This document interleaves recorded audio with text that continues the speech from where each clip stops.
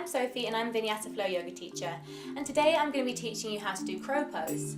So crow pose is an arm balance and it's the most basic of all arm balances. It's a really good one to learn because once you can do your crow, you can pretty much build anything on top of that. So in order to learn this, we've got a couple of props here. First thing you're going to need is a cushion, and the second thing, if you've got some yoga blocks, that would be great, but if not, I have a large book here that also does the job. So I'm just going to show you crow pose quickly, and then I'm going to show you the steps that we can work on getting into it. So being an arm balance, we're obviously going to be on our hands, and the most important thing in all arm balances is that we have a really solid foundation. So fingers are spread nice and wide, hands are going to come down onto the mat, shoulder width apart. Then you're going to take your knees onto your upper arms. I'll explain the rest in a moment, and this is the full pose. So you can see I'm balancing here on my arms. When you've done 5 breaths, just come back down.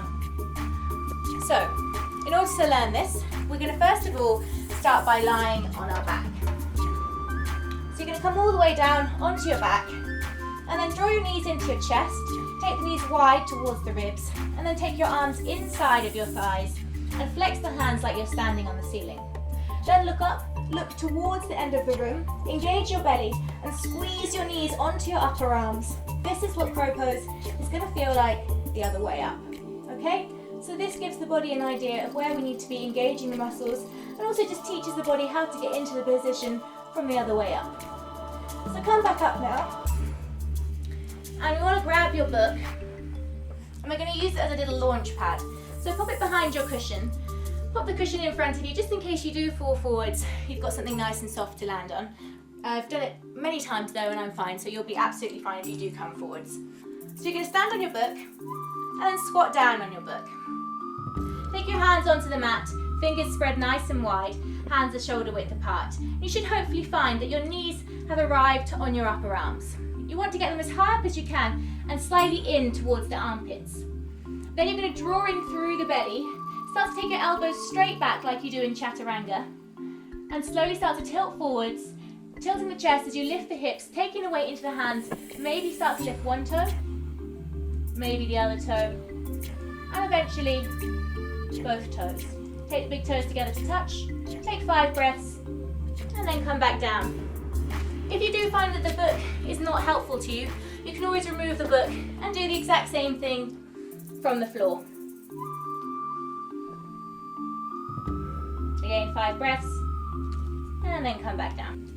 So if you're a little bit more advanced and you've been practicing your crow pose for a while, there's another nice thing that you can learn to actually bring this through a vinyasa. So we're going to take our crow pose and then we're going to jump back from crow pose into chaturanga. This is quite challenging, so do make sure you have a nice solid crow pose and you can at least hold it for 5 breaths before you try this. So I'm going to show you the jump back. So you're going to come into your crow pose as normal,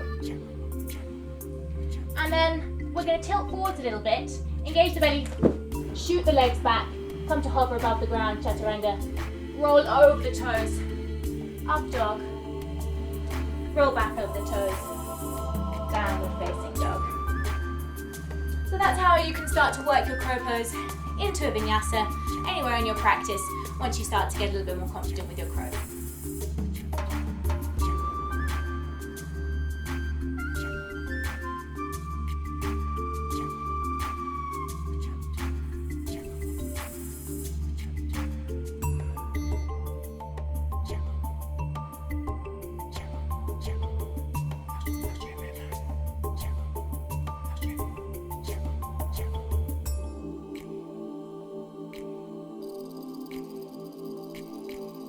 I hope you enjoyed the video. Of course, if you do have any questions about crow pose or any other arm balances, please comment below. And if you'd like to subscribe to the channel, see above.